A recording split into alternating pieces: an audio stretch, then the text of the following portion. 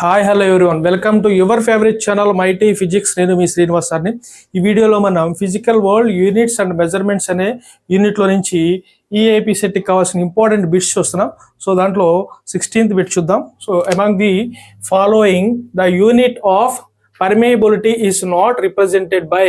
So ఈ కింద ఉన్న యూనిట్స్లో ఏ యూనిట్తో మనం పర్మియబిలిటీకి యొక్క యూనిట్ని మనం రిప్రజెంట్ చేయమని అడుగుతున్నారు. సో చేయని దాంట్లో మన దీంట్లో హెన్రీలో ఇండికేట్ చేస్తాము, అండ్ వెబర్లో యూజ్ చేస్తాం, ఓమ్స్లో యూజ్ చేస్తాం, volt second per metre square. So ఈ యూనిట్ని మనం రిప్రజెంట్ చేయము. సో ఇది ఆన్సర్, ఇది డైరెక్ట్ ప్రాబ్లం అండి, ఇది డైరెక్ట్ బిట్. సో దీంట్లో మనం ఇది రిప్రజెంట్ చేయం. అండ్ నెక్స్ట్ 17th క్వశ్చన్ వచ్చేసి 17th ప్రాబ్లం.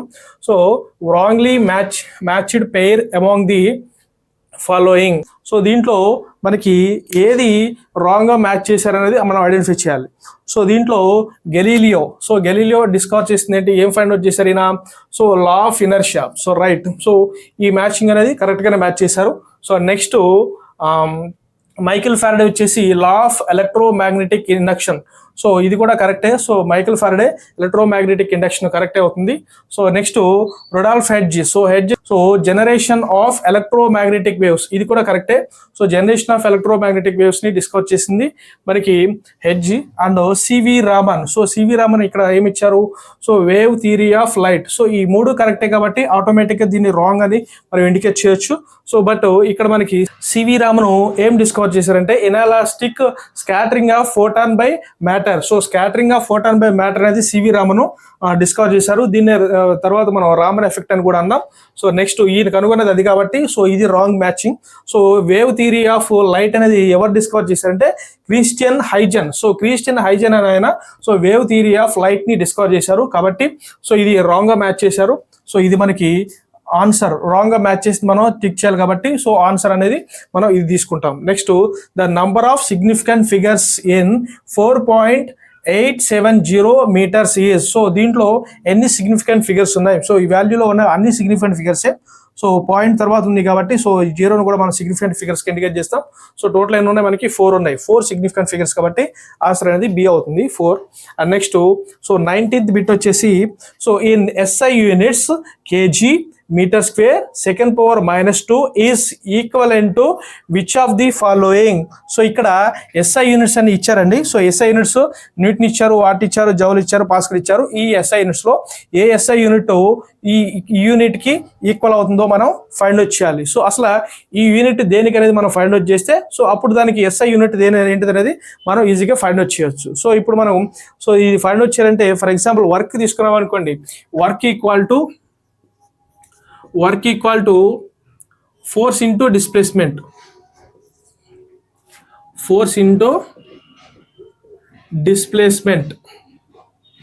సో అట్లనే ఫోర్స్ ఎఫ్ ఈక్వల్ టు ఏమవుతుంది? ఎఫ్ ఈక్వల్ టు ఎంఏ కదా. సో ఎంఏ అంటే mass into acceleration into force place లో మాస్ ఇంటూ యాక్సలరేషన్ నోట్ చేసుకున్నాం మనం. Mass into acceleration and as well as displacement. So ఇక్కడ displacement. So దీంట్లో mass కాబట్టి మాస్ని కేజీస్లో note చేద్దాం. అండ్ యాక్సలరేషన్ అంటే metre per second square. So metre per second square into displacement అంటే metres. So ఇప్పుడు మనం దీన్ని చూస్తే కేజీ మీటర్ ఉంది కాబట్టి metre square. So second square ఉంది కాబట్టి దీన్ని పైకి తీసుకెళ్తే మనం సెకండ్ పవర్ -2 వస్తుంది. KG metre square second power -2, KG metre square second power -2. So ఈ యూనిట్ మనకి మ్యాచ్ అయ్యింది. సో వర్క్కి ఎస్ఐ యూనిట్ ఏంటి? Joule.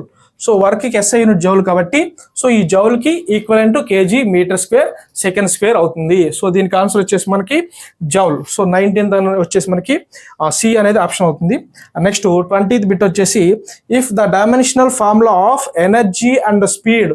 So energy is multiplied with speed. So ఇక్కడ డైమెన్షనల్ ఫార్ములాస్ మనం దీంట్లో సబ్స్టిట్యూట్ చేసి వాటిని మల్టిప్లై చేస్తే ఒక రిజల్టెంట్ డైమెన్షనల్ ఫార్ములా వస్తుంది.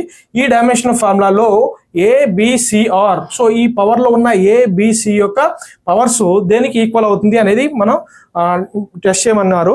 సో దీంట్లో ఈ పవర్స్ లో ఈ ఆప్షన్స్ ఇచ్చారు. సో ఫస్ట్ మనం energy and speed dimensional formulas ని మనం మల్టిప్లై చేసి రిజల్టెంట్ డైమెన్షనల్ ఫార్ములాని ఫైండ్ అవుట్ చేద్దాం. సో అప్పుడు మనకి దీనికి ఆన్సర్ తెలుస్తుంది.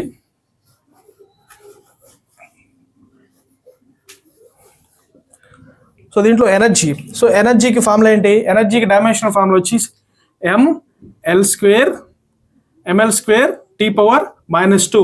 సో అండ్ అలాగే dimensional formula of so speed అంటే L T⁻⁻1.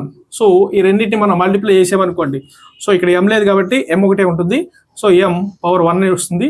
సో సో ఇక్కడ L³ అండ్ T వచ్చేసి -3. సో m⁻1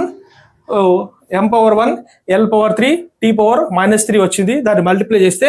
సో ఇప్పుడు దీంట్లో ఈ ఈక్వేషన్లో m⁻a ప్లేస్లో మనకి 1 ఉంది, L⁻b ప్లేస్లో మనకి 3 ఉంది, T⁻c ప్లేస్లో మనకి -3 ఉంది. అంటే ఇప్పుడు ఏమైంది, ఈ ఫార్ములాలో మనం ఈ డైమెన్షన్ ఫార్ములాని మన రిజల్టెంట్ డైమెన్షన్ ఫార్ములాని ఈక్వలైజ్ చూస్తే సో a = 1 వచ్చింది, అండ్ b ఎంత వచ్చింది, 3 వచ్చింది, అండ్ c = -3 వచ్చింది. 1 3 -3 1 3 -3 ఆన్సర్ ఇది.